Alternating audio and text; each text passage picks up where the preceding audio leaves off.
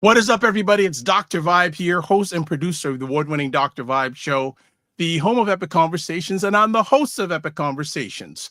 2018 Innovation Award winner, 2020 Best Podcast News Award winner given out by the Canadian Ethnic Media Association. I also co-host and co-produce the only online show in the world for dads, fathers, and male caregivers that is sponsored by Dove Men Plus Care. And being part of that movement, that our group has reached out directly and indirectly to over 400,000 dads, fathers, and male caregivers around the world. And as always, I like to say you're blessed, highly favored, a magnet for miracles, and a solution for someone's problem. We're broadcasting live on Saturday, August 30th, the last Saturday in August of 2025. And it has gotten noticeably cooler here in the Toronto area. Like a few weeks ago, I was saying it's way too hot to go outside. Well, this week I heard some people saying I had to turn on my furnace. Like we got down to like 50 degrees Fahrenheit last night.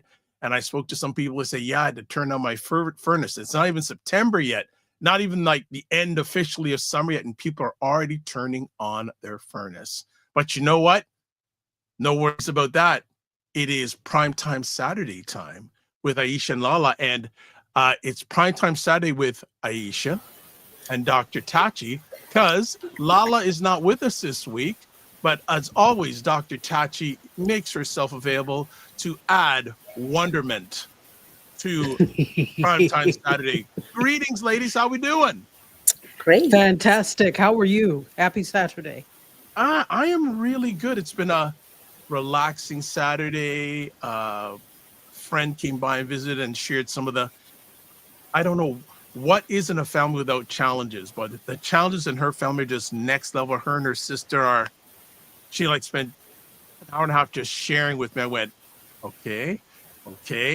But then she bought me an ice cream cone, a dipped ice cream cone, my first ice cream of the season. And it's funny because my dietary habits has changed. This isn't agreeing with my stomach. So I guess ice cream is off my list. Oh, and off mine. You could do a non-dairy type of thing. Yeah, so it just went, it's not happening. That's happening. But what's going on in both of your ladies' lives? What's been up? What's been going on? Go first, Aisha. Well, two things. My first piece of good luck is that I got a free textbook. I needed the textbook. Oh. I got a free textbook. One of my classmates downloaded a PDF and said, hey, I'll share it with you. I offered to give her something. She's like, no, I just want here. That was the first thing.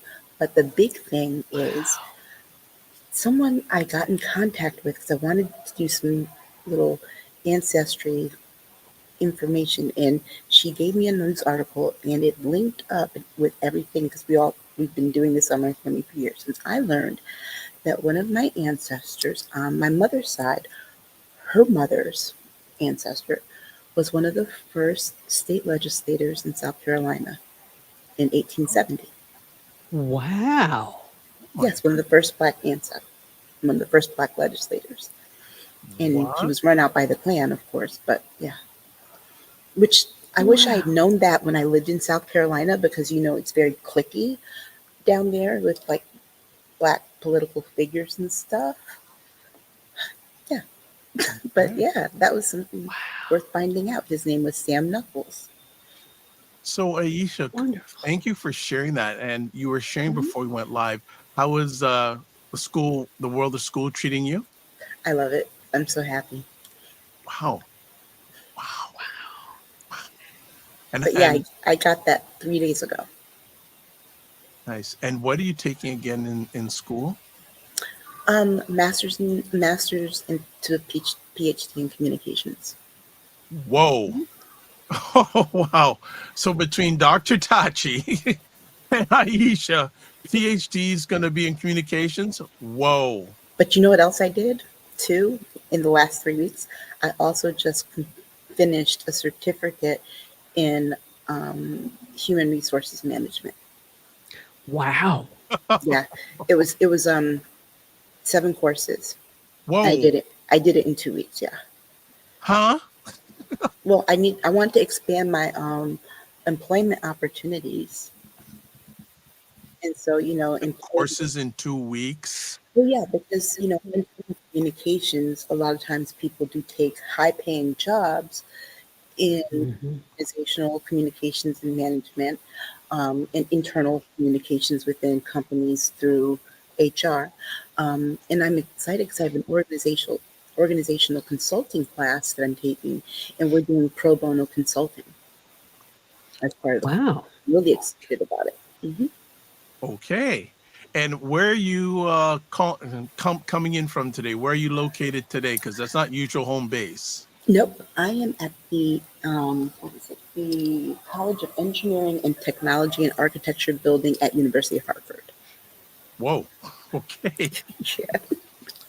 All right. I think that's more than enough. Dr. Tachi, what's a win you've had lately? Oh, well, today, first of all, Aisha, I think you already know it goes without saying, whatever you need, let me know, because of course, all my degrees are in communication. So let me know what you need. I've Mm-hmm. got you. Second of all, today was really great. Today was a brunch day. And it was a brunch day. There's a place called, I don't know if you've ever eaten at American Social. Um, yeah, so I think they're just here in Florida, in South Okay. Florida. So it's like, brunch food. They have American fare, I would say. So that was my first time eating at American Social. We were up in Boca Raton, and I went with a group of ladies that I met online on Threads. So if you remember at the time when the election happened and everybody was jumping ship from Twitter, and then everybody was just trying to figure out how to talk about what was happening, Threads became that place for many people. So there were all these 92% women that were there. So we're all a group of 92% women in South Florida that we've all met up. And since then, we've been meeting once a month for brunch. And that's a place where we could kind of talk and that type of thing. Because left to my own devices, listen, I'll be here. Okay, I'm fine being incognito. But, it's good to have those connections. So that was a nice thing that I got to meet with the 92% ladies. Hey, Jen, how are you? Yes. Well, might as well. I was going to wait till after, but of course, Jen says hello, everyone. And also says she's doing great, Dr. Vibe. Hope you're well as you are well. So, Aisha, how fabulous, Jen says. And also says, hello, Dr. Tachi. That is Yay. fantastic. Both you, oh, you guys are just making things happen. And of course, Mm. Dr. Tachi Couture with the hat. You gotta love the Mm-hmm. hat. If you're watching this live on replay, the hat is on fire. So she inspired me to, Thank you. yeah, inspired me to maybe get one of those hats. I've been thinking about it, but now I say, yeah, okay. Yeah, Let's Basically, talk. Let's let's talk. I'll talk. send you the website and you can see what you like. Well, basically, we're with doing what, our 92% business over here. well, Yes. probably though the amount of money would cost me these days, what's going on with packages and all that sort of stuff. It's probably not worth my while ordering it from down there, plus difference in the dollar. That's true. That's true. Yada yada yada. It was a nice idea, but I'm sure there's stores up here that have Oh, the for sure. availability. Yeah, I'm Well, sure. in another 3 months, though, the tariffs might not be Oh, tariffing. no, no, I don't. Well, I don't think. I think the Supreme Court will vote with him. Come on now. Well, the law is the law. It says that only Congress can set the tariffs. Hold on a second. You're talking law and 47. That's an I oxymoron. mean, Congress probably will fold, but Supreme Court, they will have to say, well, Congress has to do this, and then Congress will, you know, literally shrink away from doing it, and it'll be what it is.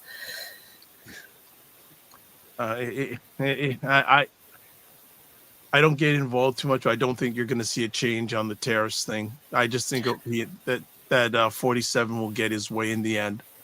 Well, That's Republicans are fine. dropping out left and right. True. My thing is this. Fine. charge your tariffs, but I want everyone around the world to charge right back and more. It's Mm-hmm. about time. You have to put people in their place. Yeah. They've long since left knowing what their place is, and they've exceeded. They've always exceeded it, but now they've gone beyond. Put them back in their place. Charge tariffs, and I especially want African countries to do this Yeah. because honestly, the things that matter that come into this country don't come from any place else but Africa.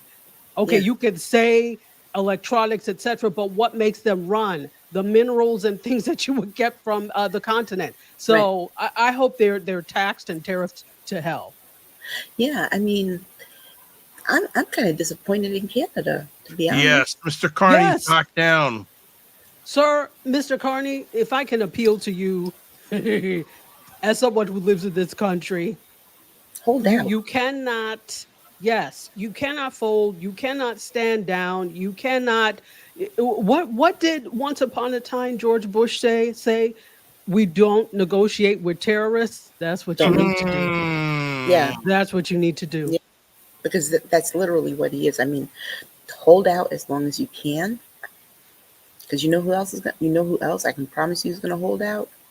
Mexico.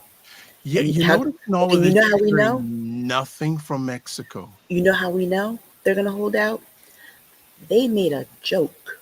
They painted their side of the fence all pretty bright colors. They're like, you big dummies, you painted black so the fence would be hot on the wrong side. Mm. All right, well, we'll see what happens. But what we're going to do is we're going to go for a break, come back, we'll do some house stuff, and then we'll get back to some more. So we'll be right back. Black Canada Talking, where Black Canadians give their takes, POVs, and insights on local, provincial, national, international conversations. Cesar Nadima Musa. What is up, Cesar? Hi, Dr. Vibe. Thanks for having me. And it jeopardizes your ability to sustain yourself financially. 40 programs have been suspended due to the drop in revenue. We see this happening over and over again throughout history. What does that tell you about America?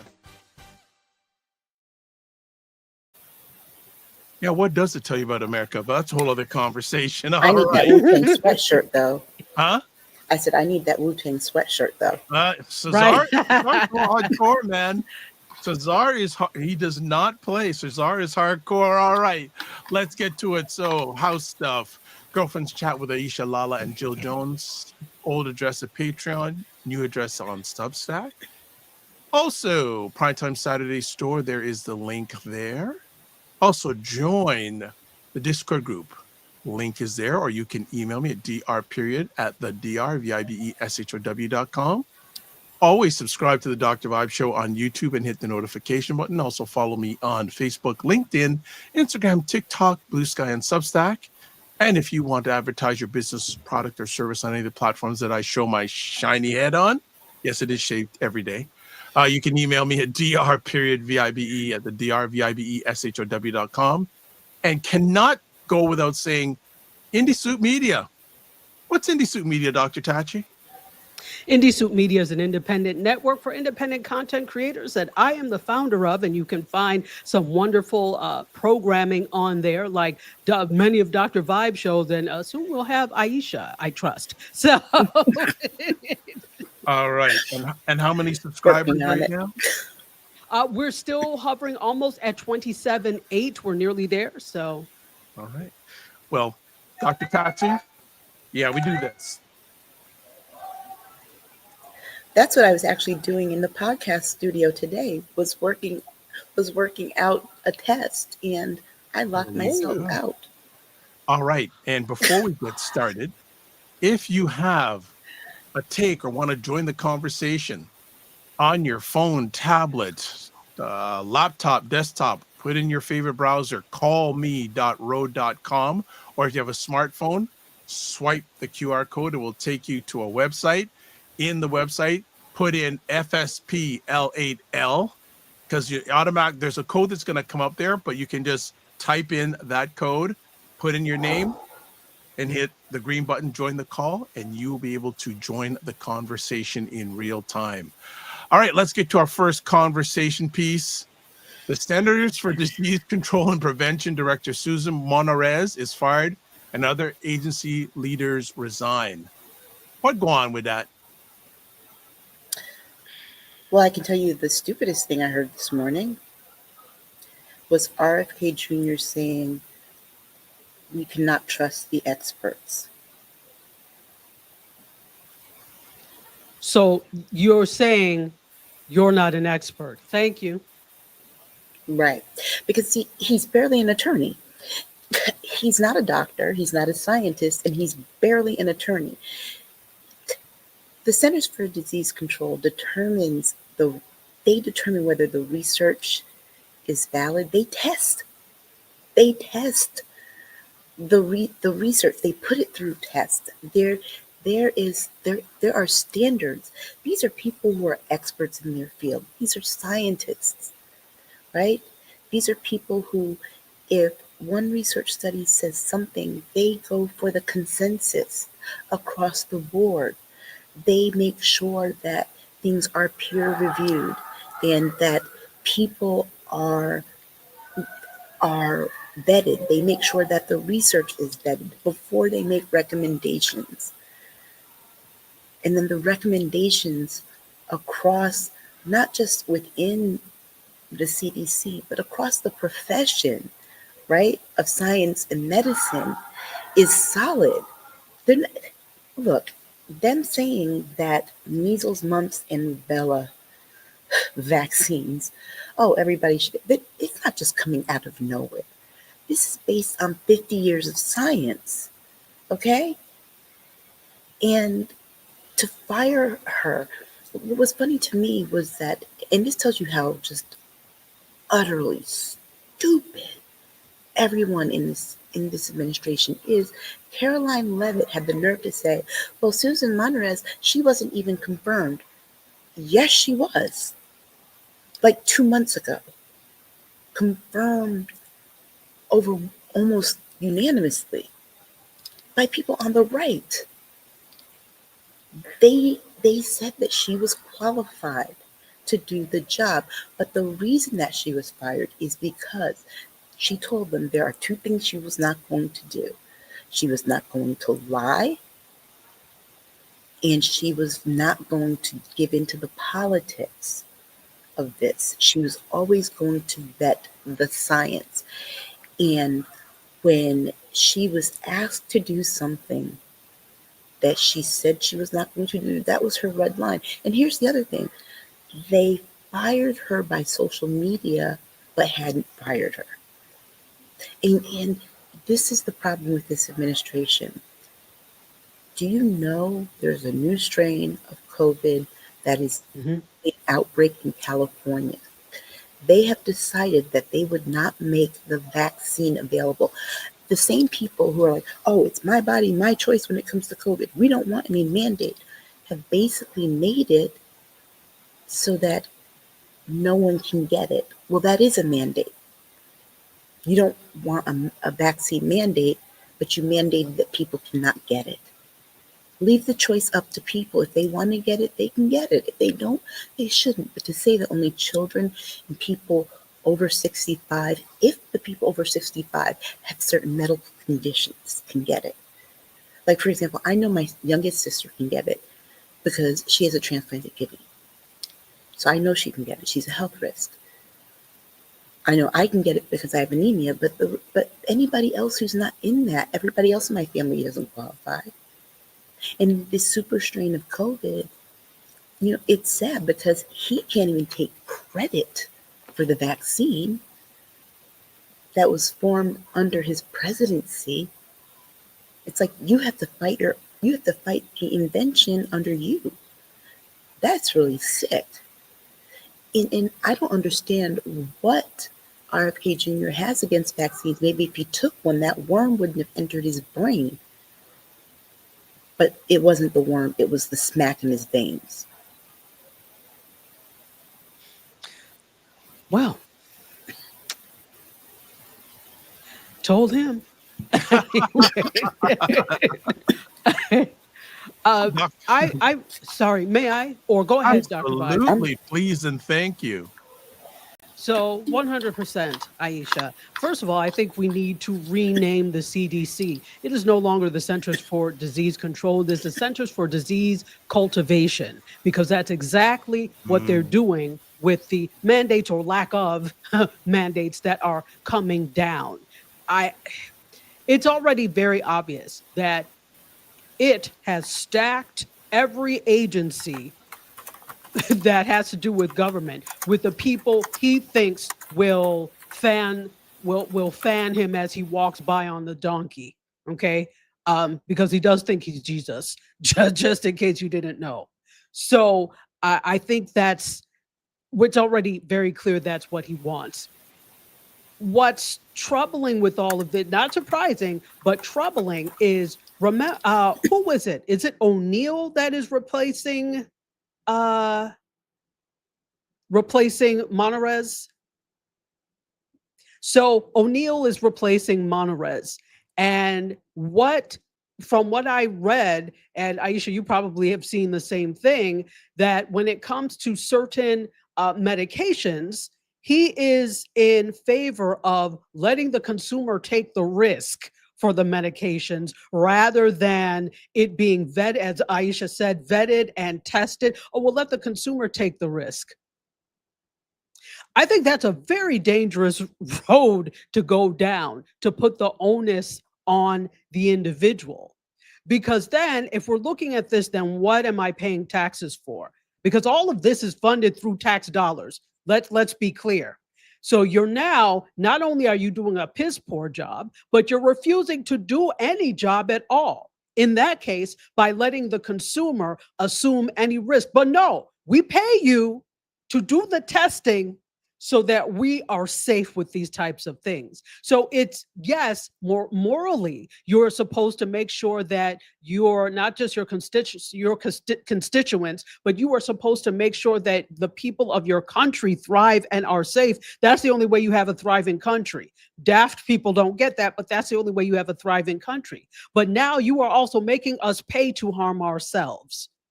That to me is diabolical. Mm-hmm. What's going Yeah. on with the state of health?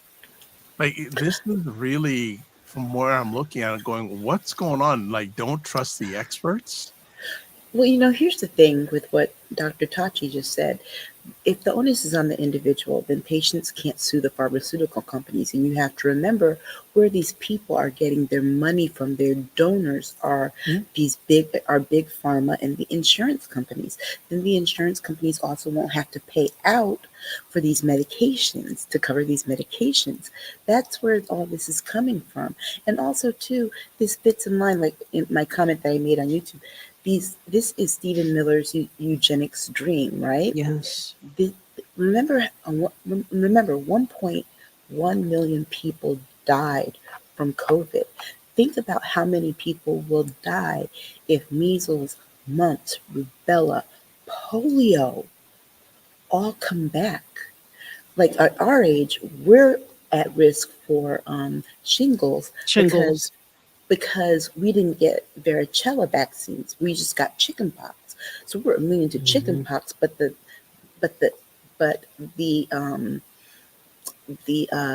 disease is in us because we just got chickenpox. But our kids got the varicella vaccine, which would cover shingles. They won't need to get a shingles vaccine. But they're doing this because they can. They're doing this because it's very clear that the CDC is now not there to function to serve and protect the people. What that control and prevention part of Centers for Disease Control and Prevention stands for now is to control whether or not people get access to healthcare, health coverage, medications, and treatments, and prevent them from getting access to it. Period. Absolutely, because this is bigger than just trying to make money off of individuals by charging exorbitant rates for your medicines and drugs and having it okayed because you lobbied. This is bigger Mm-hmm. than this. This is also an administration that really takes joy in human suffering. They Mm-hmm. enjoy seeing people. And that is the difference between now and what had happened before. Mm-hmm. So even though GOP has always been deplorable, Mm-hmm. there was at least a moral line where we don't enjoy seeing people suffer. I Right. may think I may deserve something more than you, but I don't enjoy seeing people suffer. This Yeah. current strain, and they are a strain because they are a disease, this current strain of administration enjoys human suffering. Yeah. And you know what's so funny to me is that chick that went to jail for basically for fraud, saying that Yes. you could get the one stick thing in the blood. I promise you, when she gets out of jail, if she put it this way, she's not going to even serve all her time. She's going to end up with a pardon, and then you know what? She's going to end up working at the CDC. Why not? Why not? RFK does. Exactly. Oh, and the other thing, talking about the COVID vaccine and this new strain, it Hmm. is, and this is the thing, I'm always diligent with masking, Hmm. but I'm like about to be double diligent with this now because this new strain is actually being termed the razor blade COVID. Yeah. And that's because of the effect that it has on your throat, where it feels like you are basically swallowing razors or broken glass. And what they were saying is that um, it could be that this was a symptom before. There's two things. It could be that it evolved, the way that the strain has evolved is attacking something different. The everything in your throat goes into overdrive, and that's what's causing it. But then Hmm. they also said it could be that this was also part of other COVID strains and infections, but because the other symptoms were so severe, you didn't notice that this was a thing. So one of two things or both could be true about this. So it's not a joke. Yeah, well, my best friend was telling me today that, a former teacher at her school had gotten COVID so bad the first time that, and she's in her 50s, she's young, and that now the effects of it is that she has to get a medication Ouch. that her insurance might not cover, or a Well, lung transplant, and basically her life expectancy is 3 to 5 years. My how God. how does this affect the insurance company business? So, go ahead. That's a whole other onion to unpeel, to peel, because the insurance companies, well, on one hand, they are going to, on one hand, it is a loss for them, right? Because they make money when people get sick. On one hand, right? So not enough people are going to be taking the vaccine, but then the few people that are eligible for it, they're going to charge an astronomical amount to cover for that. And then a lot of people are going to have high copays for Yep. this vaccine. Mhm. So the burden is going to be on the people again, because the pharmacy, the pharmaceutical company is going to price it at this. The insurance company is going to be like, oh, we're going to have to take a lot of this because people just aren't going to be able to take it. Fewer people are going to be able to take it. If everybody could take it, like when it was a mandate, you could get the COVID vaccine basically for free because the federal government was subsidizing it, and insurance companies, where more people were taking it, it was a lot cheaper. But now, I mean, it's going to be a hot mess. And you know what I'm I afraid agree. of? I'm afraid of, like, the last time when he was president. Um, EpiPens went Yes. from $40 to 500.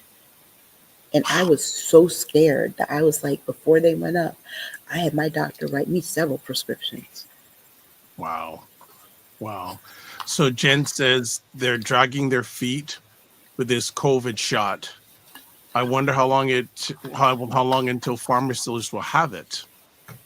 Well, here's the other thing is that now, even if you are at high risk, you have to get a prescription for it from your doctor.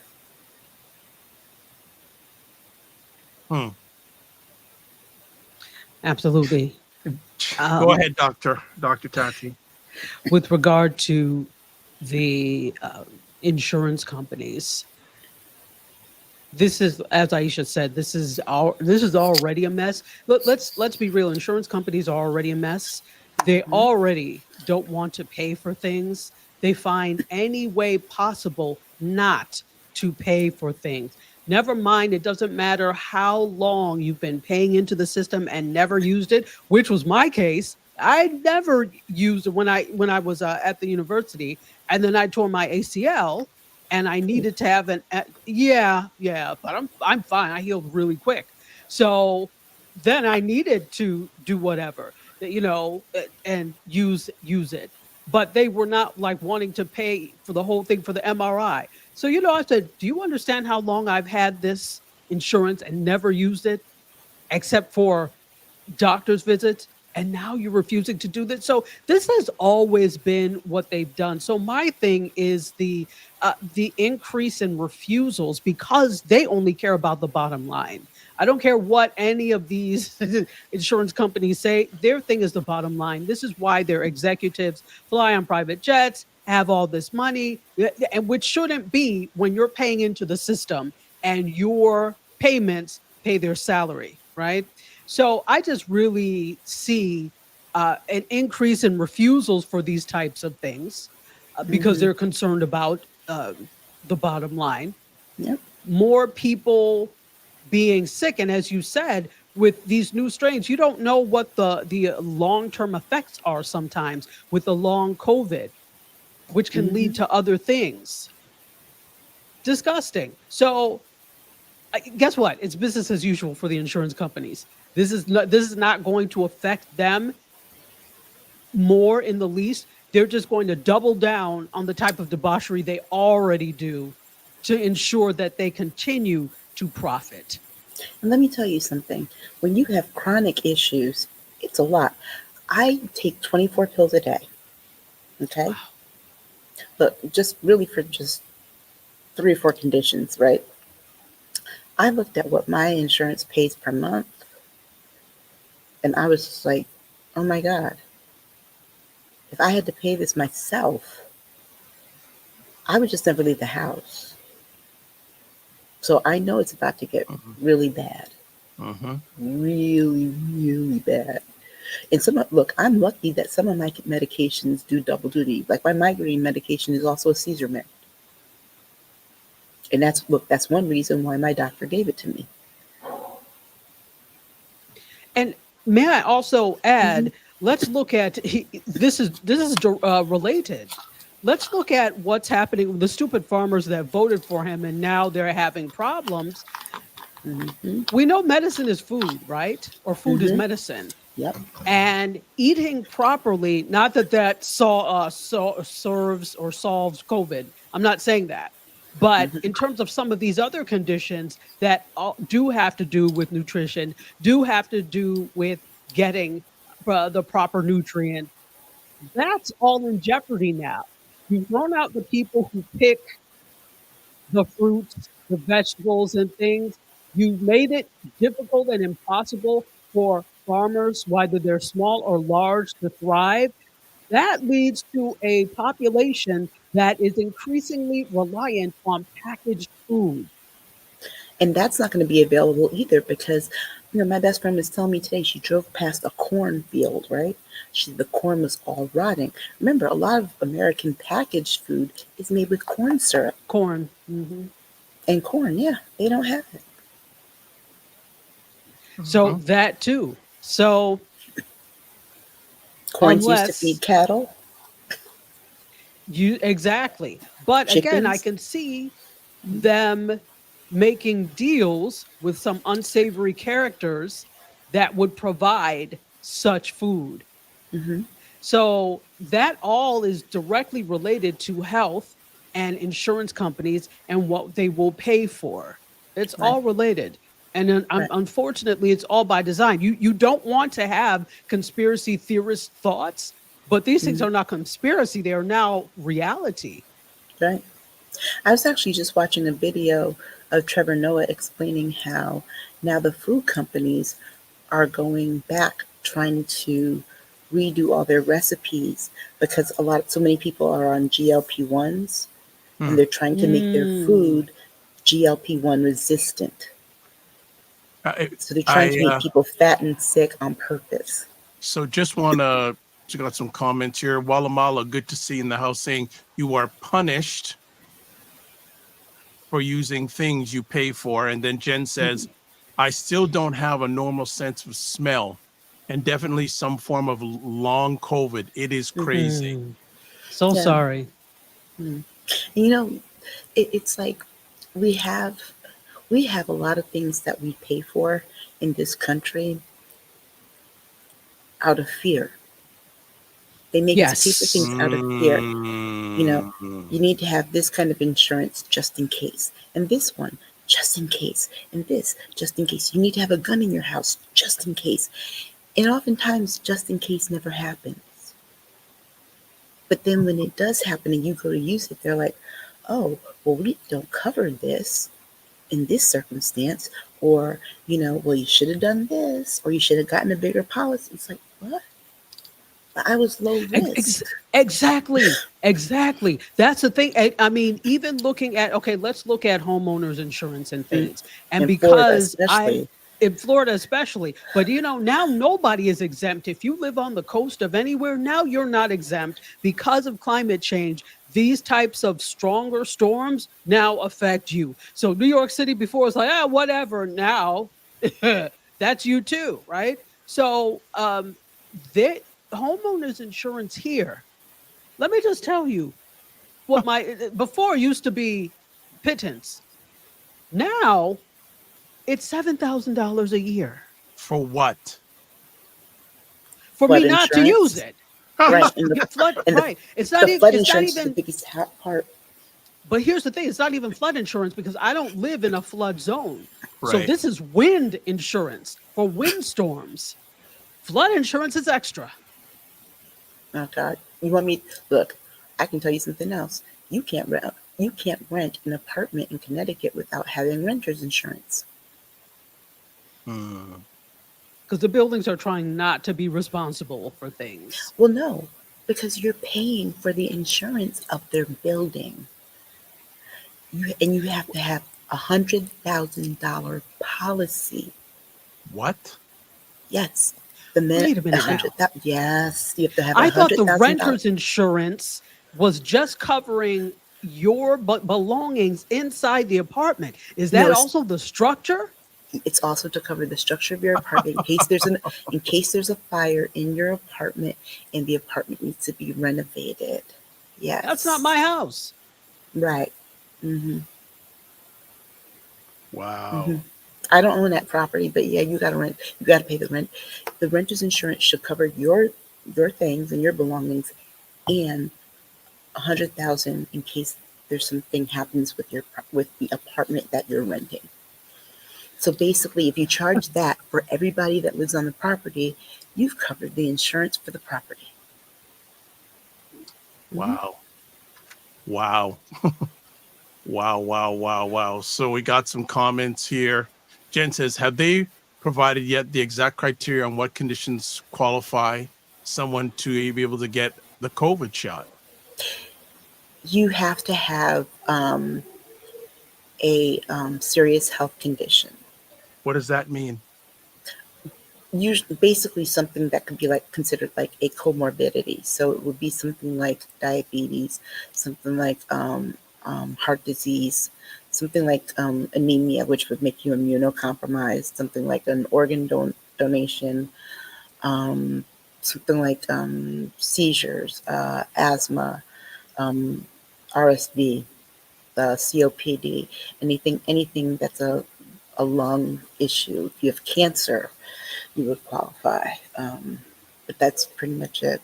If you're like 90 years old or something, 80 or 90 years old, qualified. My grandparents qualify because they're 90.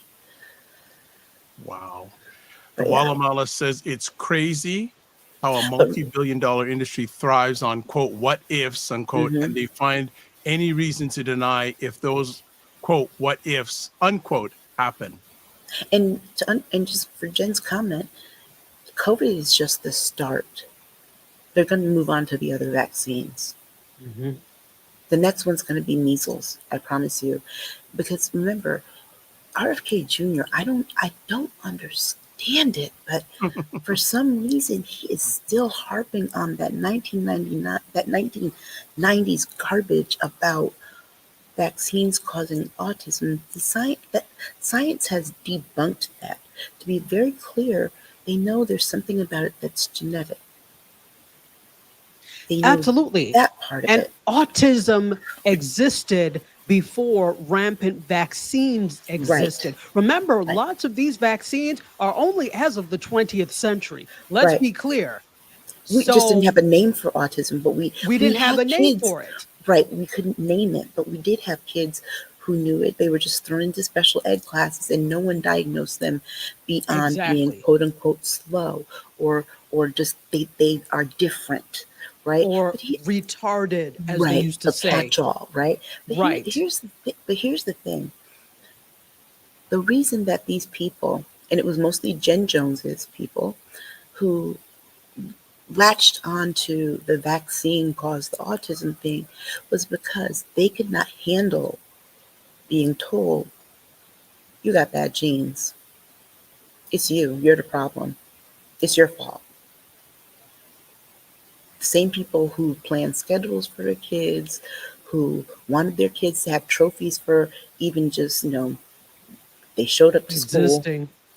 for existing, didn't want to believe that they could have contributed. Well, when the men are wearing their jeans extra tight, nut crunchers in the front, and the sperm were coming out three-headed, two-tailed, and all that. Oh yeah, that couldn't possibly be the reason that your kid has autism. You know what I mean? Well, Come on. remember, they don't like to blame maladies connected to birth on men anyway. Remember, especially back then, if you could not get pregnant or there was something wrong with the child, it was always put on the mother. Something was wrong on that end. Right. So it's societally ascribed that it probably, and I think people still feel this way. Well, it can't be my fault. Well, like Prince said, there's something in the water. Does Yeah. not compute. That might be the reason. There might have been something in your water. I mean, there's a whole array of things, but again, people are just fundamentally stupid. You know what? It's kind of like this meme I saw yesterday that this guy decided he was going to post big and loud on the on Beyonce's internet. And you know what he said? Y'all are stupid. Y'all work a whole y'all work a whole week and only make $900. I make $900 in 7 days. See, we're not the same. No, I don't want to do OnlyFans. But what kills no, but think about it. You make $900 in a week. I make $900 in 7 days. We're not the same. Oh wait, he said I make $900 in seven No, he days, and said you make $900 in a week. I make $900 in only 7 days. We're not the same. we're not the same. No, we're not the same. No, because If you I don't know know. that 7 days equals a week. And if I make $900 in a week, it's probably just a 5 day work week, which means I make more because you don't do Exactly. math and you can't count. But that's what this presidency is like. That's what this thing with the CDC is like. It's like, dude, do you realize that when people don't have access to vaccines, they get sick. They get those maladies, right? They don't get like they're unprotected. So if But somebody shows again, up, right, again, this administration enjoys seeing people suffer. There are people that are sociopaths that Mhm. really either don't care at all or enjoy seeing people suffer. And all of this has the markings all over it that you really enjoy seeing people suffer because you can, and it makes you feel powerful. See, when you don't have very much intelligence and you don't have very much going for you in the way of anything else, what you do have maybe is control of the people and Mhm. control in terms of making them do what you want them to do, but also in terms of making their lives miserable. I'm writing this article because it dawned on me over the last couple of days that this thing between Gavin Newsom and Donald Trump reminds me a Which whole I lot love. of the 1990. Me too, but it reminds me a whole lot of the 1995 East Coast West Coast beef. Mm. And one thing I wrote was that if you ask Biggie Small Hands how he's living, and he doesn't say the correct answer is I'm surrounded by criminals, which he is, because basically his cabinet is the junior mafia. I think that's Oh, about right, I think you're correct. because their theme song is literally "Get Money." So Jen says, I'm so glad I already got my flu shot. Mm. I'm glad for you. I get mine next week when I go to see my doctor. But this is literally a criminal cabinet, and they're like literally on the island of misfit toys. Let me ask both of you, what are some suggestions to turn, well, I think it's a bigger conversation with the whole American healthcare system. That's a whole other conversation. It's already bad. He Oh, just made it worse. He okay. broke it. I- But something that was already broken that you didn't think could break anymore, he just smashed it into a billion little pieces. it can't be salvaged. It I'm can't. sorry. No, It you cannot be can't. salvaged. It's completely broken and can't be salvaged. And so this is what I foresee happening. There is going to be, and it's already happening, but this increase of medical tourism to Mhm. places like, Mexico may Yes. be like, oh, mm-mm. You all are, but going to places like Mexico, going to places like Turkey, and going to places where in Asia, where the medicine is good and it's going to be much less expensive for you. All these critical procedures, all these non-critical procedures. That's what's going to happen. An increase in medical tourism. But then you People have to be can't. careful because remember that black woman went to Mexico to get the butt lift, and then they kidnapped her and killed her. You gotta be careful now. You have to be well. You have to do your research. You have to be Yeah, very careful. You have to go to vetted sources. Don't just pick anybody. Right? This is I stay here and I can't get treated either. So, or I can't afford to get treated. So then what? You just live with a condition that you is uncertain. I think for Well, most people, they'd be willing to take the chance to go someplace to get well. well, I there goes my appreciate tummy tuck. I appreciate what both you are saying, but especially Dr. Tax, you're saying about the medical tourism, but that only helps a minority. What about the majority? They don't give a damn about the majority. But don't you know the U.S. by now? This But I is guess what the do. major- but guess what? The majority doesn't care, because as long as black and brown people don't get it, they don't give a fuck. and remember, this is also an individualistic country.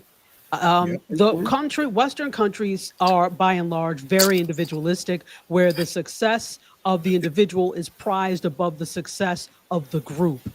And Mhm. so, because that is the attitude here, it really doesn't matter. It's like, well, you did not work hard enough to afford to be able to treat your things, or you did something to exacerbate whatever, and it's your fault. So, if they can point to the fact that it's external locus of control, if they can Mhm. point to the fact that it's your fault, I don't feel compelled to do anything about it because it's you. This is why they make everything about the individual. It is your fault somehow. I'm going to Right. deny you payment of this because you did XYZ. So even there are cases obviously where like, did you need that third ding dong? This is why your blood pressure is high. So there are cases where people are self-inflicting these things, but for the most case, who wants to be sick? Right. Nobody And wants to be sick. the cultures that try to look out for the group are the cultures that they're trying to destroy and erase, That too. Okay. That too. because they don't like collective action. Put it this way, they hate so much they they don't have any group. They have cult think. They don't have any group thing where the group is greater than the individual as a method of culture and cultural transmission, because Correct. literally they don't have a culture. Their culture is just the usurpation of other cultures that they've crafted into their own right. But when there are cultures that have cohesive cultures that are the same across the board, then it's kind of like, yeah, we don't like you having those things, so we're going to just try and separate you from this and to be one like us. Because think about it. As Black people, we have a culture that transcends us, just not just being in America. Black Canadians share a cultural lineage with African Americans who share a cultural lineage with Black people in the Caribbean and in Africa. There are certain things, that threads that came across the continent and throughout, where the diaspora, we're all at. They don't have that, and that makes them mad. That the Latinos have that with regard to their language. They don't have that, and that makes them mad. That's why, because when you hear them say, "Why would you get so angry? Somebody speaking their native tongue." They don't have that, and that makes them mad. And so here we are with this thing with the CDC, and it's again, like Dr. Tachi said, a locus of control. We can control the masses this way. Period. And that's what it's about. Yeah, I see you shaking your head. It's very sad. It's very sad because the thing is, we've seen this before. Mhm. This is not new, but it's never been as diabolical and dire as Right. it is now. And you just shake your head. It's like you really have nothing else to do but to inflict suffering on people. You purposely want people to suffer, and I Hmm. know really they want Black people to suffer, brown people to Right. suffer, people of the global South, quote unquote, to suffer. But on passant, on passage there, everybody suffers. And this is what people who don't have critical thinking skills don't see. So, really, as long as you, 1%, billionaires, people making lots of money, don't suffer, it is okay. Yeah. Like, do you remember why Ronald Reagan let the AIDS epidemic in the 80s just not do anything? Because Why it was why he didn't take affecting it? because it was affecting a certain initially affecting a certain population of people that they wanted to be rid of anyway. And Mm. so because the story was, oh, it only affects this group, we don't really have to do anything about it. We'll just wait till it kills everybody off, not knowing that anybody could catch this. And then it got out of control. And I remember I was in elementary school, and we were learning about this. And I remember my teacher saying, had they just really quarantined the individuals, we would have been able to have a handle on this.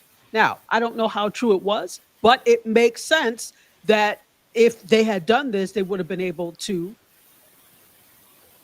Right. get a handle on it, but they didn't want a handle on it. No, they didn't. And then what happened in the 90s with that particular epidemic? Who exactly was getting sick the fastest? Black women. And again, they did nothing in our communities to stop it. So they did that with this. They're just taking their lessons from the past. What are they going to do with all these ailments? They're going to withhold vaccines because they think that they can get rid of the populations they don't like. And you know what I don't see enough of? The so-called United Nations, the so-called global court or world court. I don't see these people doing anything. Mm-mm. This is planned genocide, Yeah, and you all are doing nothing about it. yeah. That's why I look at them and I'm like, you all are completely useless. You see what's Mhm. happening and you refuse to do anything. But I do remember one thing from 2020. The one thing that that man did in 2020 that I think he's probably going to do now. Remember, back then he didn't have. Well, he had it in the Rose Garden, but they got rid of the Rose Garden now and filled it up with tables and a white slab or something. He held a super spreader event. Remember, he had that little event in the White House, and everybody that left there got COVID. That's Yes. that's where he got COVID. Oh, you know he's going to have another one. He almost died the first time that he had COVID. Herman Cain died. Mhm. He's going to have another super spreader event. I promise you that. Because if there's one thing that man likes, it's having a rally or having a fundraiser where everybody's paying attention to him, and somebody with COVID will show up Without a mask. without a Mm. mask Mm. and without being tested, and will shake his hand. That's already bruised up from congestive heart failure. Well, we will continue with this story as the health of America, at least physical health, is in the balance, and slowly but surely seems to be going downhill. So we'll certainly keep uh, uh, attention on this. You ever go down a hill in a Yes. slide in the snow, in a sled in the snow? Yeah. That's how we're going. Okay. All It right. will not. It will not be slow. Okay. Leading into, you talked about elimination of certain cultures of people. We're marking the 20th anniversary of Hurricane Katrina and how it can happen again. I think it's a good segue. Oh God! When you're called refugees in your own country, that's like the ultimate in dehumanization. The way that they talked about people. Um, I just I went to Mississippi like right after, and part of Hurricane Katrina touched this part of Mississippi I was at, and that was bad. I could only imagine what New Orleans looked like. But I do remember watching live on TV, and one of the things that really stuck out to me were those videos from the Superdome. How did they just put these people there with no supplies? We don't talk about the rapes and things that were there, because the other thing too is that they put regular people in with people who were literal sex offenders and criminals. They didn't have they had no supplies for people with babies who needed diapers and formula. They had no food. They literally were referring to people as animals. These are people who lost everything they had and had no place to go because the Republicans in the state didn't care to prepare. They knew it was coming. They knew it was coming. They helped the white people get out. And then there is one thing that really bothers me too. The thing that bothers me the most. I watched one of these documentaries, and there was a black man, this little, who was yelling there was a sniper. And so rescue people then didn't want to go help these people. These people were in the Superdome with dead bodies that were decomposing. There were bodies floating in the streets as reporters were in boats it was just, I don't know how anyone can get over that trauma. I just don't. It's I can't believe it's 20 years already because that Mm-mm. happened actually when I had just moved to Florida and we got Katrina first. Mm. So Katrina hit us, but it hit us as a category 1. Once it passed over Florida, that's when it strengthened in the Gulf and turned into that Cat 4 storm that hit. So that same storm, it's crazy because it like I really didn't think it was going to be as serious because it hit us and it was a category 1. Okay, one may be a low, barely a 2. Okay, it didn't do anything really. And then it just got so strong. Part of the thing is that when you always hear people say, okay, leave, you have to get out. Well, go Mhm. where? When you're talking to people that are working class and below working class, lower class, they don't have choices as where to go. They may not even have a car to get out, to drive out there. There were some people, I have two friends that are and colleagues that went to Howard with me that were professors at Xavier at the time. And according to them, you know, there were always like warnings and things, but sometimes these didn't really happen or it wasn't that big of a deal. So they didn't know, but they said, you know what? No, this time let's go. We're going to go to Texas. We're going to go to Houston. They lost everything. Luckily for them, Texas Southern University says, well, we'll hire you. Come on, stay here. But that's not everybody's case. They were very lucky. What happens when you lose everything? What do you do? Where do you live now? And so when you're telling people to get out, number one, you have to have some place. If you're telling them to Place evacuate, to go. where are they evacuating to? You have to have a plan to evacuate them. This also points to the health of your city and your state and the per capita income of your city and your state. You really see how poor and broke people are when it's time when there's an emergency and they can't get out. That's a failure on you. That is a city, county, and state failure. Secondly, let's look at the fact why this even happened at all. Yes, it was a strong storm, but remember, New Orleans is below sea level. Have you seen Lake Pontchartrain and that joke of a levee that they have? They made it. You might as well have gone to Lowe's or to Ace Hardware and bought bags of potting soil and made it. That's what their levee is. It's not.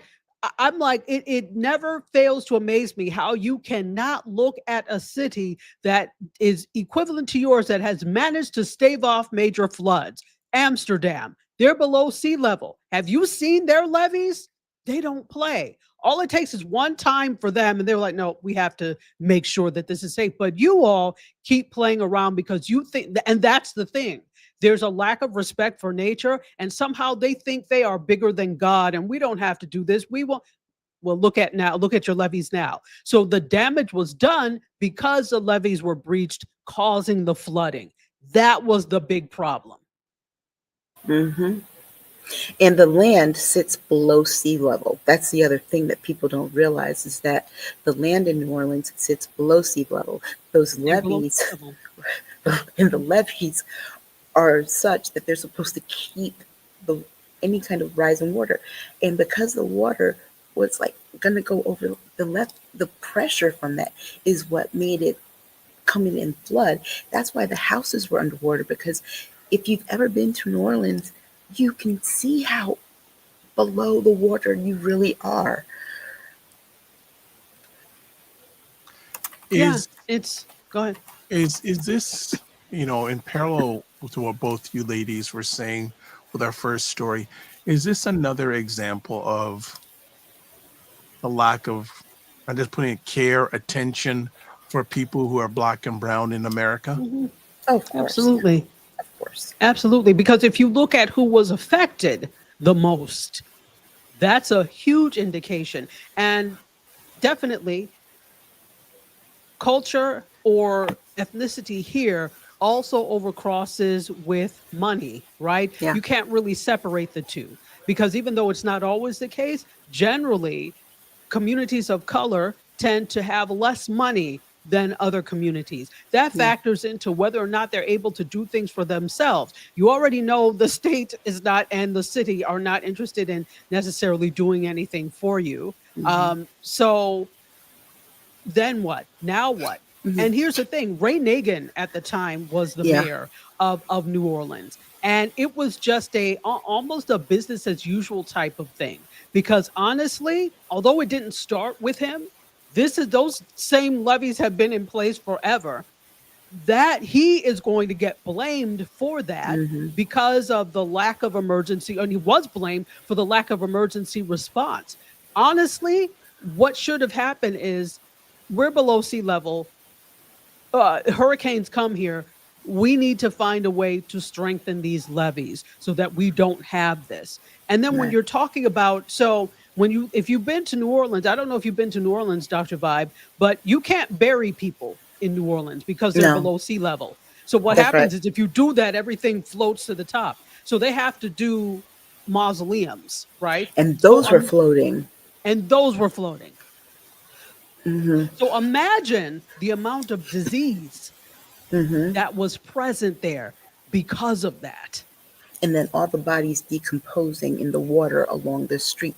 They said the smell was reminiscent of Jonestown after all those people were dead. 'Cause you gotta remember, at that time, it was this time, around this time in 2005.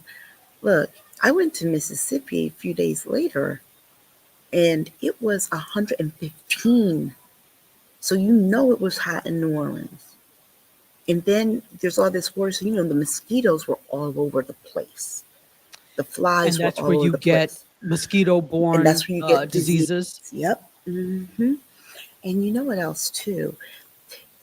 I keep thinking about how um, the people also must have felt because just 4 years prior to that,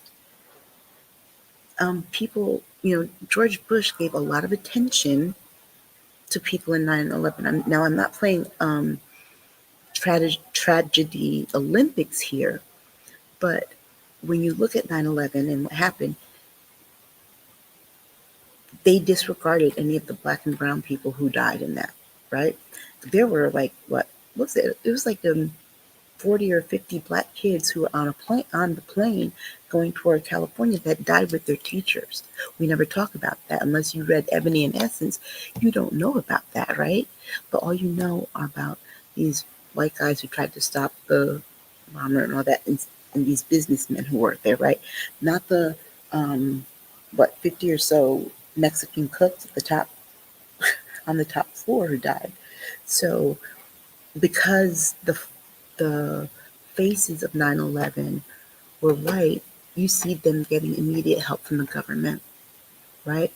But here with Katrina, because the faces of Katrina were black, and now black people weren't just the only ones in New Orleans who were suffering, right? But the faces that they used to dehumanize Katrina victims were black. And so I just wrote the comment, but imagine if FEMA had come through when they knew it was going to be a category 4 and gave everyone who couldn't afford to get out just $1,000. Say, here's some money. We know it's not a lot, but it's what we can do to get everybody get out. Imagine if they had done that. And then if you don't go, that's on you. Right. But It was provide buses, provide. right. Get a bus ticket for you and your family, get a hotel room for whatever. And a lot of those people didn't get their houses back. Instead, what did they do?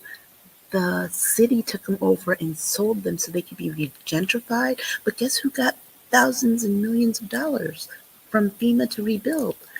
Restaurants and businesses that don't belong to the black people in New Orleans who make up the majority of the city's population. How unfair is that? Conditions were so bad at the Superdome, they tore it down. Let's not forget that bit of history. And the only sane person at the time saying this is the most unhinged person today. That's Kanye West. Kanye West. And I mean, should tell you something. When I don't think he got it yet. When George Bush says the worst day of his life in his the worst day of his life in his presidency was Kanye West saying that George Bush does not care about black people. That was his worst day. Not September 11th, not Hurricane. What Kanye said was his worst day. Not any of the wars that no. What Kanye said hurt his feelings the most. Well, maybe because it was true. What lessons, if any, and go potentially has America learned 20 years after Hurricane Katrina? None, because here's the thing. We know that it can and it will happen again because Kristi Noem wants to get rid of FEMA. Remember, Department of Homeland Security, which she is over, would take care of this. And I promise you, if some kind of hurricane comes through and black and brown people are affected, she will not do anything. As a matter of fact, we know this because Governor Wes Moore asked for money to help from the flooding, and the Trump team told him no. They pulled back the funding. First, he lied and said he gave Wes Moore millions and millions of dollars to rebuild the bridge. No, he didn't. That was Joe Biden. But then he turned around and took back the money Joe Biden gave him to fix the bridge, right? Who else had money and asked for money because of some flooding and hurricane stuff that happened? He said no, because he has decided that he's not helping blue states, even though there are pockets in those blue states that voted for him. So yeah, And those can happen pockets, again. it can happen again. And to your question, has the U.S. learned anything? No, because the other thing that's been done is the slow dismantling of the National Weather Service. Right. So now, because of the lack of personnel there, they're not going to be able to predict as well as they have in the past. Like this razor sharp prediction that we're not going to get that as much anymore because they're slowly trying to dismantle all of these things. And Trump's motto is, we don't want people who know things in positions of leadership. He wants people who will take his orders, because for some reason, this man who never read a book seems to think that he knows everything and he knows nothing. It's so bad that a news reporter caught a picture of the little poster board with the pictures and cutouts that Tulsi Gabbard had to give him as in lieu of a presidential briefing, because he doesn't read.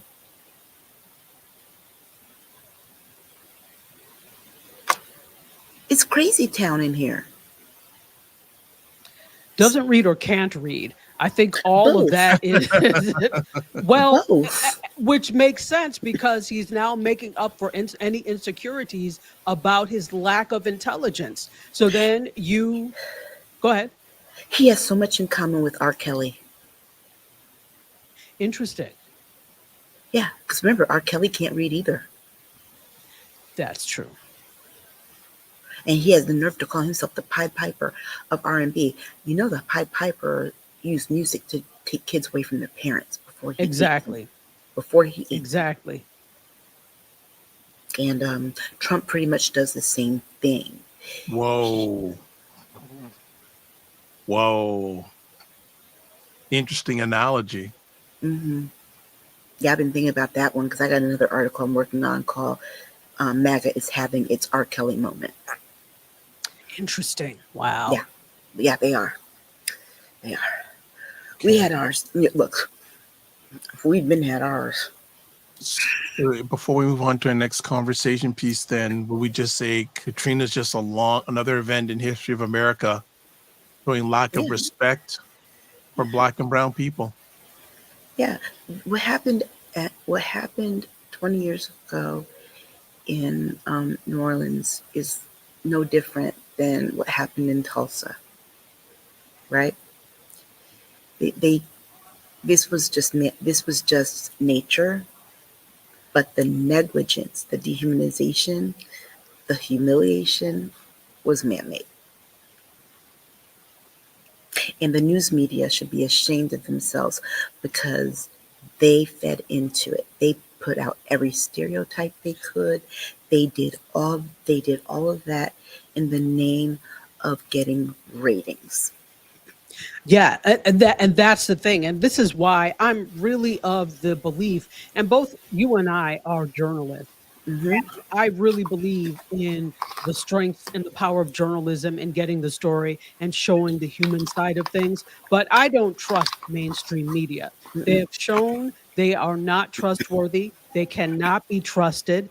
They've always been beholden to advertising. Let's be clear there. They've always very much been beholden to advertising. But now add that and the fervor for money together with an administration that pressures them to report things a certain way. I don't trust you. So you can say any number of things. I won't trust you today. I won't trust you tomorrow. And so this is really the time now that we need to be looking to independent sources Hmm.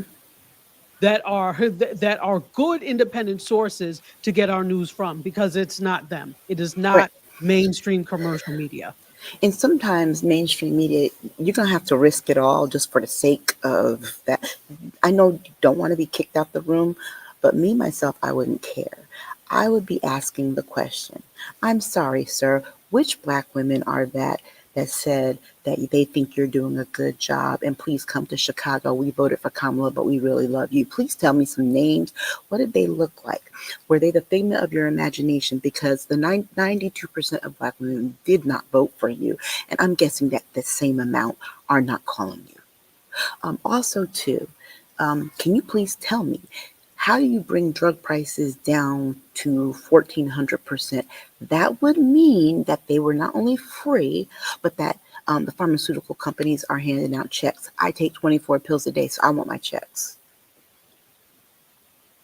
Somebody just needs to say it instead of just sitting there and letting him talk and talk and talk without saying, no. Um, no, you did not do that. Barack Obama actually did that. No, you did not do that. Lyndon B. Johnson actually did that. And while we're at it, why are you undoing everything that Lyndon B. Johnson did? Why do you hate him so much? I mean, He doesn't mainstream know media, that he's doing that. right? He doesn't know Right, who to be just. right. Mainstream media needs to just, when he says something crazy and stupid, ask him why. Say it They're back to too him. afraid. Exactly. And that's the They're problem too I have. afraid. And like you said, they're not just too afraid, but when you start to look at the backgrounds of some of these people in mainstream media, you realize that they get their positions mostly because they're Nepo babies. I learned a whole lot about Katie Tur. Her parents were journalists. I learned that Antonia Hilton, her aunt is Soledad O'Brien, Molly Jung Fast. Her mother is, I forgot what her mother's name, but wrote The Fear of Flying. I mean, Mara Gay, her father is a $1 million advertising exec. I'm like, oh, well, that would make sense why, when I thought I could actually get a job in mainstream media, why I kept getting overlooked. I don't have a connection in the media business. This Mhm. is why. So things start to make sense, right? It's all by connection. So, and Mm-hmm. the media business is no different. So, Mm-hmm. go ahead, 100%. Dr. Vibe.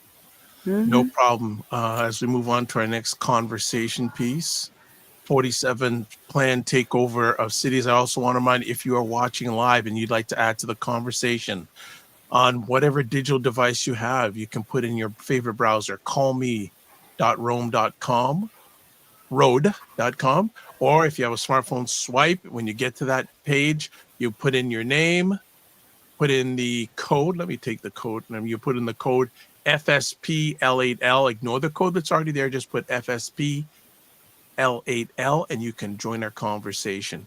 So let's do that. Let's talk about the planned takeover of cities. Oh, sorry. I live in one of those blue states that he wants to take over.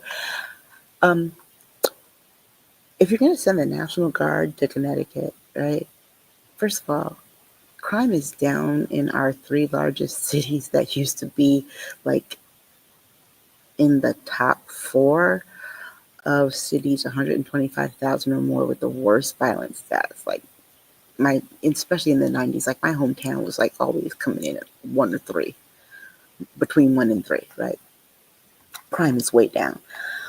But Connecticut's like the 3rd smallest state in the union. If you're going to try and do the same kind of takeover you do in Chicago or Detroit or LA, you're basically covering the whole state. I mean, you could literally fit my whole state in the city of Los Angeles. So that would be dumb. But what I did read was that my state is a giver state. So is California, so is Massachusetts, Maryland, Michigan. And what I've read is that the giver states are talking about doing a soft secession, because secession is illegal, but a soft secession would be them telling the federal government, you know what, the tax dollars that we collect from our residents, we're not giving it to you. Fix your own problems. We're keeping our money. And might even pool their money together, which means the rest of the economy would fall apart. Absolutely. Red states would fall apart because they are taker states. There would not be enough money for them to fund anything. They don't have an economic base to do it by themselves. It is the blue states, particularly the northern states and those western states that are blue states, that fund everything.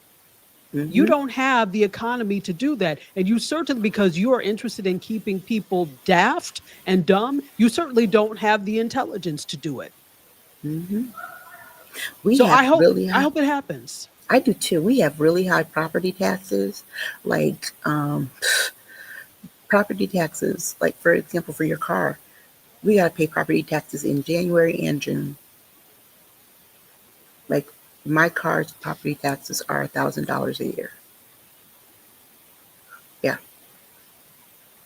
Imagine what you could do with that. Your state could do with those things if they also did not have to remit federal taxes. Fix your own problems. We have a state income tax. We tax everything except for food. We used to not tax clothes, but we tax them now. And we tax everything, 6 cents on every dollar. So imagine that, right? It's insane. House property tax on housing. Oh my God. And you know, my hometown, unfortunately, that's why my hometown struggles. That's why I see what that looks like with the giver and the taker, because my hometown, about 70% of the land there is tax exempt because Yale owns that land. And as an educational institution, it is tax exempt. They own properties, buildings, galleries, and things like that. So yeah, the hospital, all that stuff. So yeah, the city doesn't take in as much tax revenue because Yale owns all the tax exempt land. So that's what that would look like for the country. The blue states having 70% of the wealth, and the red states having to make do with what they have. He's really invoking a soft civil war. Yes, he is. Let's be honest with this. Hmm. That's actually what this is. Hmm. When you intentionally go after blue states because they are, in your opinion, anti you, and you make life difficult for it's not just the state. You are, again, this he doesn't care, but you are hurting the people of the state, Hmm. even the small, stupid pockets who voted for you. Right. And see, here's the thing about a soft civil war. When you're doing it and you don't have the money from the states that do support you to fight it, you're going to lose. Because, see, the thing he's thinking is that he's going to keep taking our money and using it to hurt us. We're going to be like, nah, you're not getting this. Too bad. Sue us. Because that's exactly what's happening. I mean, and if you think about it as an individual, it's like, wow. And you really expect black and brown people to keep paying you taxes to be persecuted. Right. Okay. Mm-hmm. Who is going to do that? Mm-hmm. And here's the other thing I anticipate. We have had, as Black people, we've had about 3 or 4 great migrations. I see another one coming. Back north. Okay, so question, Aisha, where's the migration going to be to? Probably to far west or northeast or like Chicago, Detroit, those areas in their suburbs. You're going to see people moving to Maryland. You're going to see people moving up to Connecticut, Massachusetts, New York, even Rhode Island, actually. And that's a small place. You're going to see people moving definitely to Maryland. And if North Carolina keeps moving the way it's moving, because right now it's purple, if it keeps moving the way they're moving, you're going to see some people moving to North Carolina, Virginia. If it keeps moving the way it's moving from purple to red to blue, you're going to see that too. And remember, with Virginia, they're a very particular state because it's kind of, in a way, it kind of mirrors Florida, whereas South Florida, with the exception of some of the stupid people in Miami, is very blue. And we have most of the people that live in this state, we have a heavy population here, right? Which is why it carries so off. Even though it's the red state, it's very heavily influenced blue because of that. And then when you look at Virginia, Northern Virginia, which is right outside DC, Mm-hmm. is really where the power is in Virginia, if you think about it. So Virginia could very well go that way Right. heavily because, and this is what they didn't see, this DC takeover. Remember, the DMV is one area. It's not Yep. a state, but it's one area. So when you look at what's happening with the takeover right across the bridge from you, you think this is not having an effect on the people that live in Maryland and in Virginia, Northern It Virginia? is. It is. Because most It of is. them work in DC. People work from Sandy Springs into Exactly. Alexandria. They work in DC. And Exactly. here's the other thing. If there's another great migration, the only time you're going to see a majority of Black people down in the South is when they just go to HBCUs and know that that's temporary. Exactly. They're not, I mean, and that's temporary now. Let's talk about it. These places in the South, like a lot of these HBCUs are in places that, of course, were former farmland and things like that. Tuskegee, Alabama.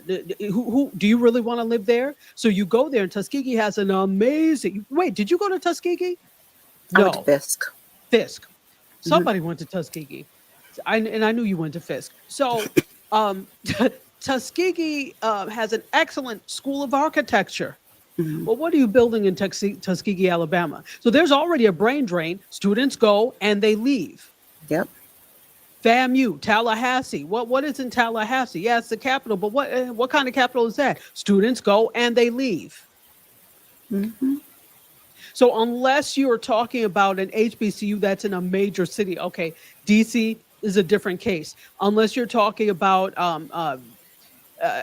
Texas Southern, which is in Houston, people may stay around there. Houston is a major Hmm. city, but for the most part, a lot of these places are in towns where there's not a lot of opportunity for what you studied anyway, so you end up leaving. So what's going to Yep. end up happening is there's going to be a severe brain drain that happened, and not just a brain drain from south to north or west, but a brain drain outside of the United States. So before we were talking about brain drain of people coming from other countries here, leaving their countries fallow of talent.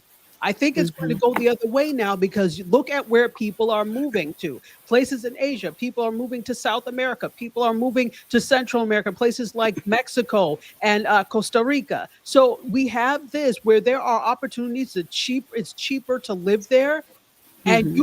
you can work from, as unlike before, you have a lot of digital nomads. Right. So why would anybody stay here?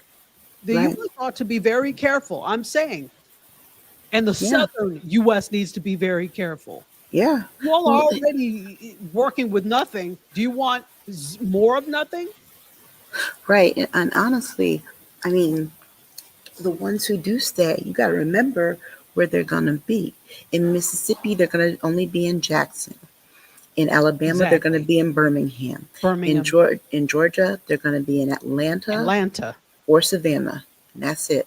And then in New Orleans, and in Louisiana, they're going to be in New Orleans or New Orleans, Shreveport, maybe Baton Rouge. maybe Baton Rouge or Shreveport. In North Carolina, it's going to be Charlotte or Raleigh. In South Carolina, it's going to be Columbia or Charleston. And in Mhm. Florida, it's going to be Tallahassee or the Miami area, or maybe Orlando. But for the most part, Maybe that's it. Orlando. Mhm. And in Virginia, it's gonna be probably around Virginia Beach or around the Hampton area, around like where Hampton is, but or Richmond. But you're not gonna get. I mean, other than the, black people aren't gonna be in them country places No, unless they were literally born. I mean, like my father's side of the family, they're gonna stay out in Kingstree. They're gonna stay out in the Low Country, South Carolina, but that's because they always been there. and that's what they know. And You there's know, nothing wrong with that. There's nothing wrong with being where you know. But right? when But when it's a again, brain, when there's a brain, but the people who have the skills to take elsewhere, they're gonna leave. absolutely. Why would you stay there to be persecuted, number one, paid to be persecuted, and there's not much opportunity there for you? Because and you did it to yourselves, Right. And South. You did it to yourselves. and remember, employers now are picking up on that because with a lot of jobs that you can do remotely, especially in communications and things like that, um, they'll give you a pay differential if you live someplace else. Like if you live in Connecticut or New York or LA or someplace like that, they will pay you more than if you live in Alabama, South Carolina, Mississippi. And when I say they will pay you differently, I'm talking about like a ten to $20,000 difference Mhm. because they'll tell you your cost of living is cheaper.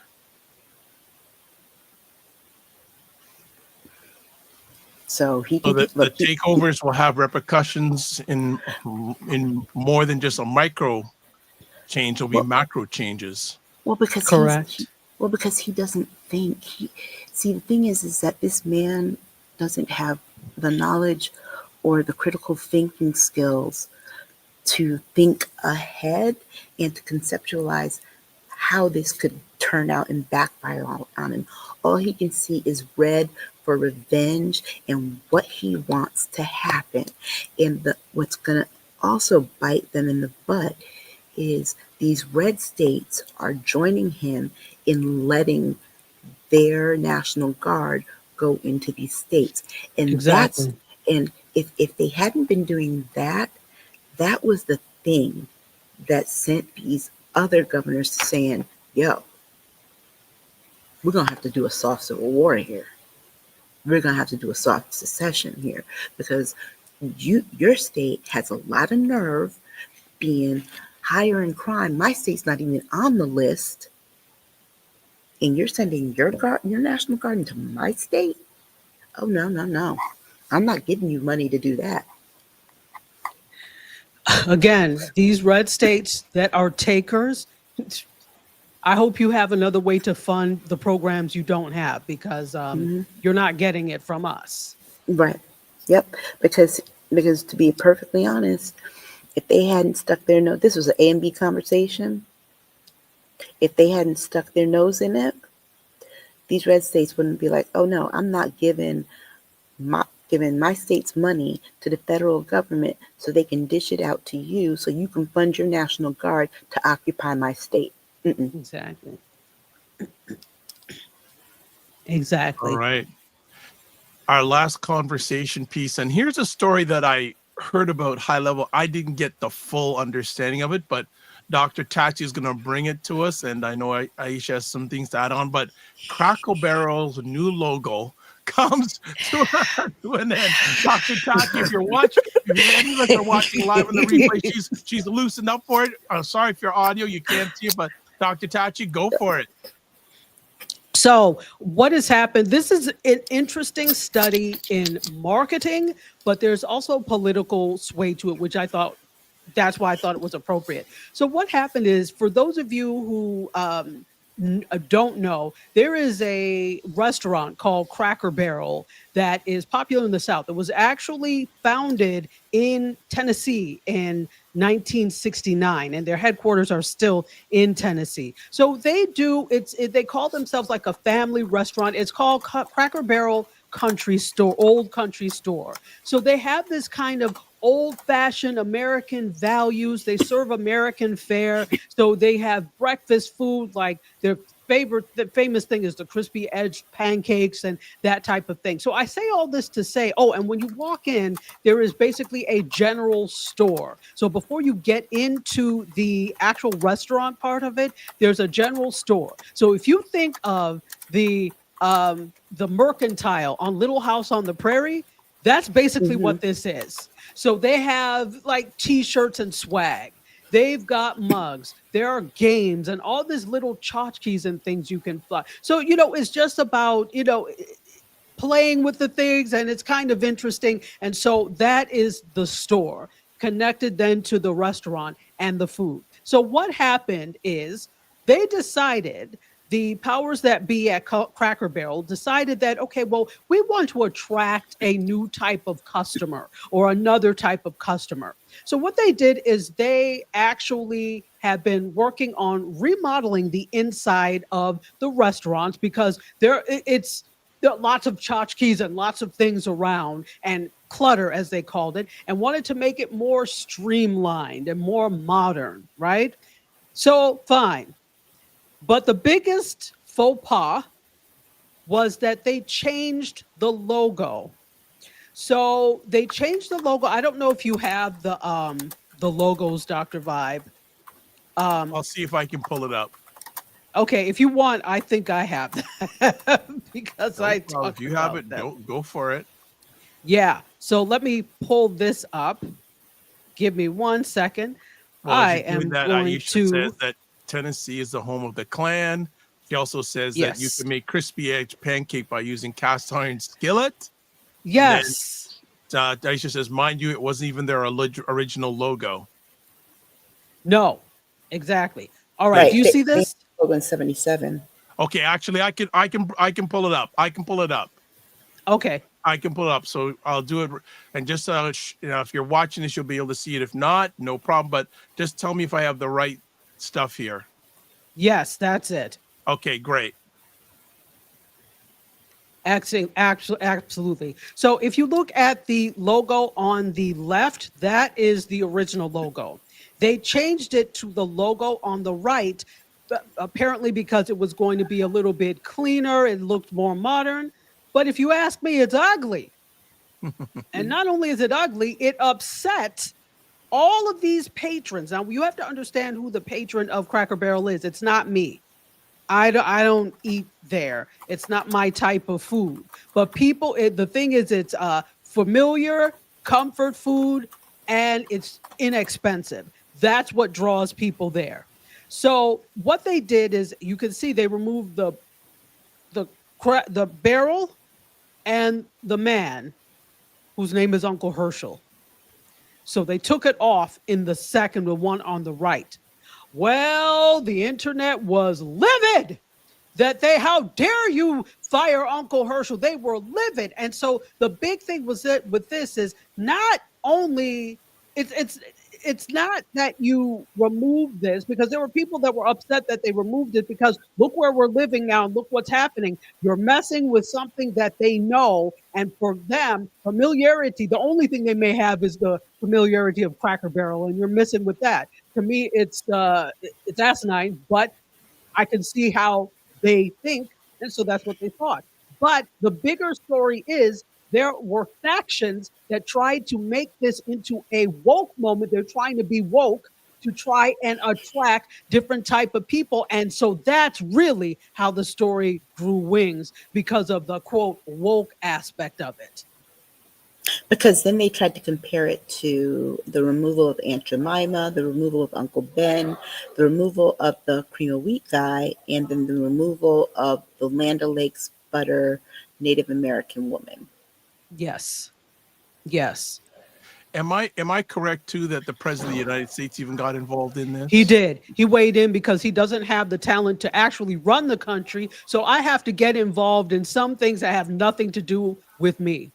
And because he got involved. And because it distracts from the Epstein files. That's the thing of his.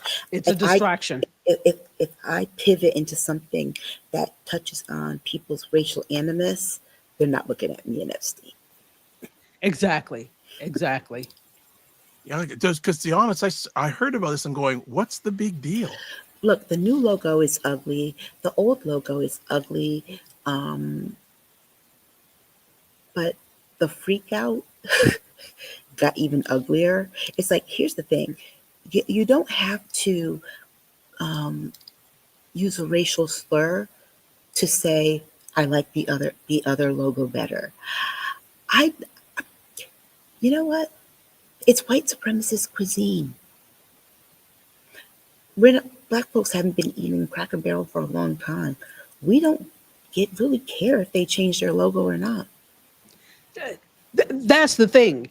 The average person probably doesn't care, because when you look at it, let's look at this from a marketing perspective. Yeah, there have been marketing missteps with other companies, but fundamentally, nothing was done to change the food, which is what matters here.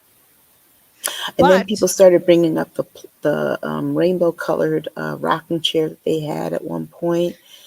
It's like, here's my thing. Y'all, you know what? Can't a rainbow sometimes just be a rainbow? A rainbow is sometimes just a damn rainbow. Come on.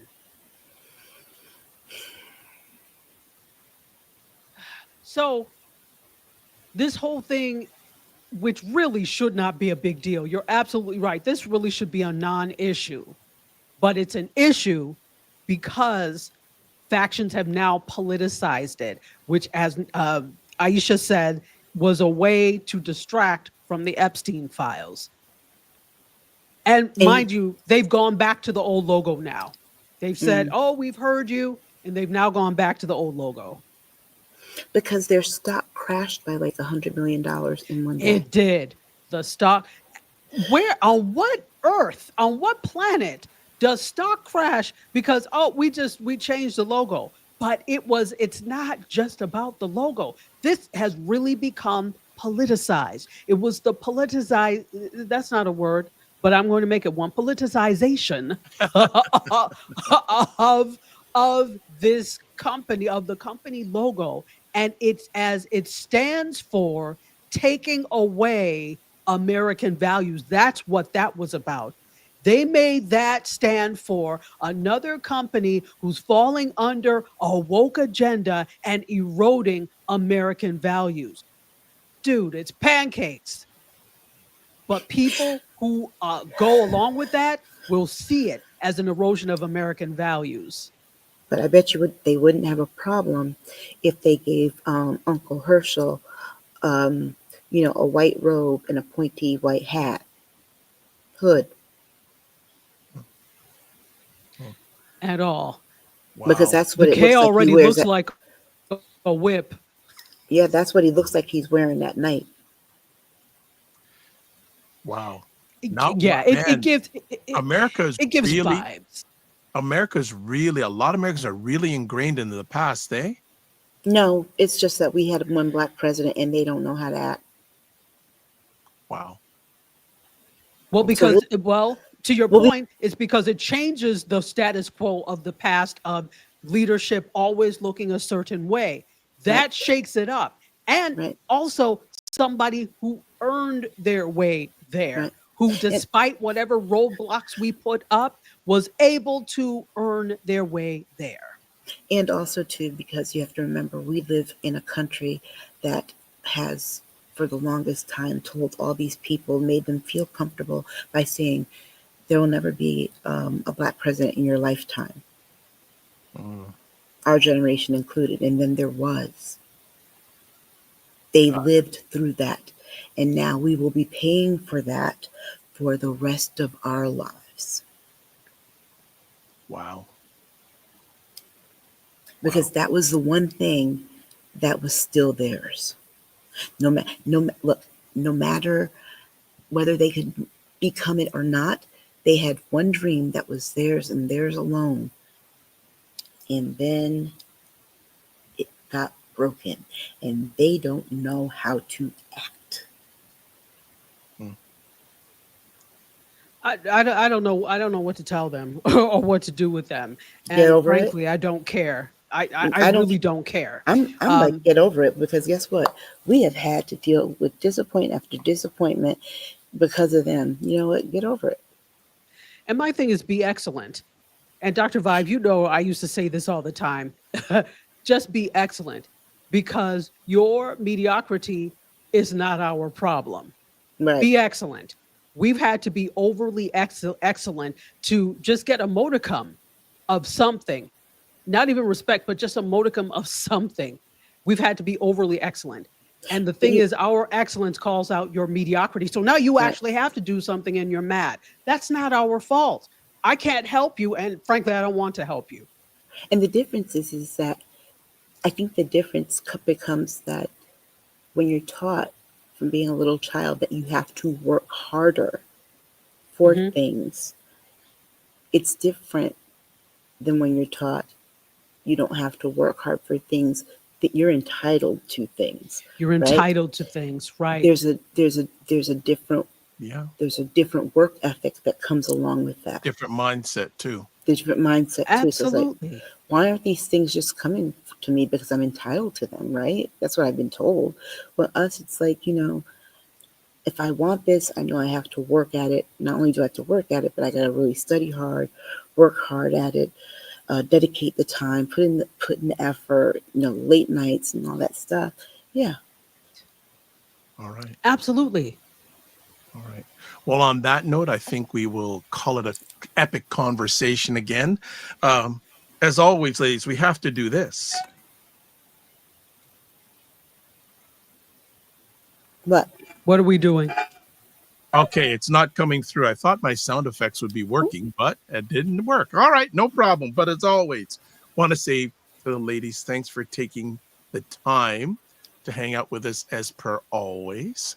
And before we let the ladies leave, first things first, though she's not here, we still got to give her props. There is how you can get a hold of LaLa, laurakey.net. Next up, we want to find out Dr. Tachi. Hey, yeah. So you can find me at all these places down below. The best way to reach me is on Instagram at Dr._Tachi. I am the founder of Indie Soup Media. If you're looking for independent content that really resonates, or you may be an independent content creator yourself, make sure that you check us out on YouTube at Indie Soup Media. Thanks again for taking the time to hang out with us as always, Dr. Tachi. Absolutely. Thanks for having me. No problem. And then there is Aisha K. Staggers, and these are all the places. Yep, real quick because they're about to lock me up. Uh, Aisha Case, Aisha Case, AK Staggers on Instagram, Medium Aisha Case Staggers on Medium, AK Staggers on Blue Sky, Brendo Media. You'll find my latest piece, which will be about the East Coast West Coast battle, and my Substack is Aisha Case Staggers. Bye. Wonderful. I know you got to run. No problem. Bye. All right, no problem. And I've learned from LaLa. So what I'm doing here is I've made it easy. One link. That's it.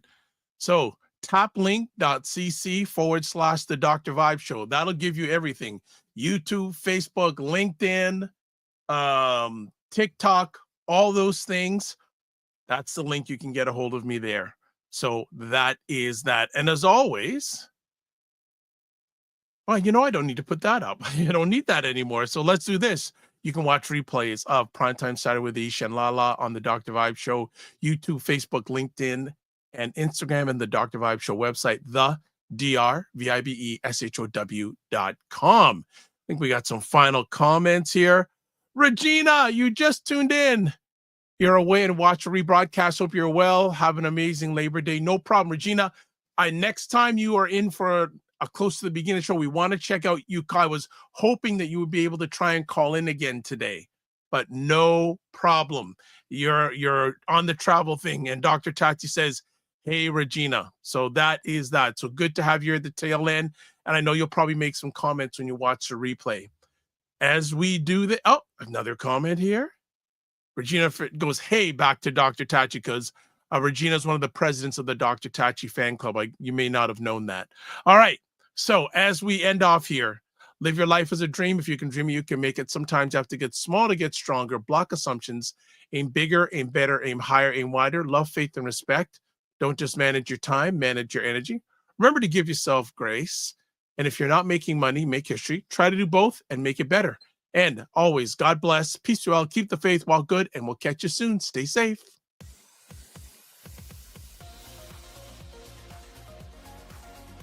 To understand how afraid I am of any member of the rodent family that's down to squirrels and chipmunks. Okay? I cannot stand all members of the rodent family. Rabbits, bunnies, no. What else is going on that day? I mean, is there something we're supposed to be doing? Why are you going there? Why are you going there? You know I'm going to ask you. It falls the same day as the inauguration of the new president. The what? Excuse me? I'm sorry? So in other words, Monday. So onesies. Now, folks, don't ever think you're going to see us all on a show with onesies on. Don't do that. You might see me. You might see me. You'll see me and LaLa, because we oftentimes wear ours.